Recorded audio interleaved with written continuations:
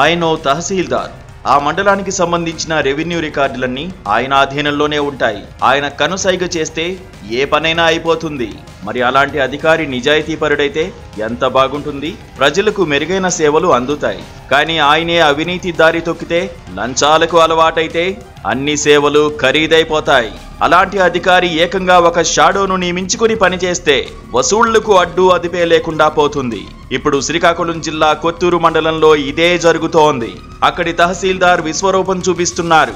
అయితే వసూళ్ల కోసం డైరెక్ట్ గా ఆయనే రంగంలోకి దిగకుండా ఒక షాడోను నియమించుకుని పని కానిచ్చేస్తున్నారు.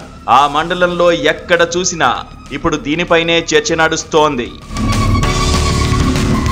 కొత్తూరు మండల తహసీల్దార్ రవిచంద్ర పేరు చెబితేనే ప్రజలు, రైతులు హడలిపోతున్నారు. ఆయన దగ్గర పని కావాలంటే డబ్బులు సమర్పించుకోవాల్సిందేనని చెప్పుకుంటున్నారు. ఏ విషయంపై కూడా ఆయన ఎవరితో డైరెక్ట్ గా మాట్లాడరు.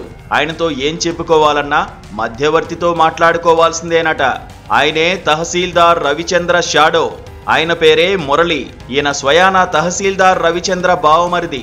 తనకు వినికిడి లోపం ఉందని ఒక సహాయకుడిని నియమించుకుంటానని ఉన్నతాధికారులతో మాట్లాడి ఆయన బావమరిదినే పక్క సీట్లో కూర్చోబెట్టుకున్నారు రవిచంద్ర. ఇంకేముంది, ప్రతి విషయంలో తలదూరుస్తారు మురళి. సామాన్య ప్రజలు, రైతులే కాదు, ఆఖరకు విఆర్ఓలు, సర్పంచుల లాంటి వారు కూడా మురళితో మాట్లాడాల్సిందే. ఈ అవకాశాన్ని బాగా ఉపయోగించుకుంటున్న మురళి ప్రతి పనికి లంచం డిమాండ్ చేస్తున్నాడట. పోనీ తహసీల్దార్కు విషయం చెబుదామంటే ఆయన ఎవరితో మాట్లాడరు. ఇప్పుడు కొత్తూరులో నెలకొన్న పరిస్థితిది. ఈ ఇద్దరి వ్యవహారంపై స్థానికులు తీవ్ర స్థాయిలో మండిపడుతున్నారు. ఇక తహసీల్దార్ రవిచంద్ర గత చరిత్ర కూడా ఇలాగే ఉంది. గతంలో పాతపట్నంలో పనిచేసినప్పుడు కూడా బోలెడన్ని అవినీతి ఆరోపణలు వచ్చాయి.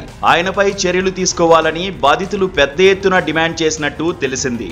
ఆ క్రమంలోనే ఎన్నికల సమయంలో ఆయన్ను అనకాపల్లికి బదిలీ చేశారు. సారు అక్కడ కూడా తన విశ్వరూపం చూపించారు. ప్రస్తుతం కొత్తూరు మండలంలోనూ సేమ్ సీన్ రిపీట్ చేస్తున్నారు. ఎక్కడికి బదిలీపై వెళ్లినా 2-3 నెలలు నిజాయితీకి నిలువెత్తు రూపమన్నట్టు కటింగులిస్తారు. ఆ తర్వాత చేతివాటం ప్రదర్శిస్తారు. జనం నుంచి అందిన కాడికి దండుకుంటారు. ఇందుకోసం ఏకంగా తన బావమరిది మురళిని నియమించుకుని అవినీతి సామ్రాజ్యాన్నే నిర్మిస్తున్నారు రవిచంద్ర. ఇప్పటికైనా తహసీల్దార్తో పాటు ఆయన బావమరిది మురళిపై కఠిన చర్యలు తీసుకోవాలని బాధితులు డిమాండ్ చేస్తున్నారు. మండలంలోని ప్రతి గ్రామంలో ఇదే విషయంపై జోరుగా చర్చ సాగుతోంది.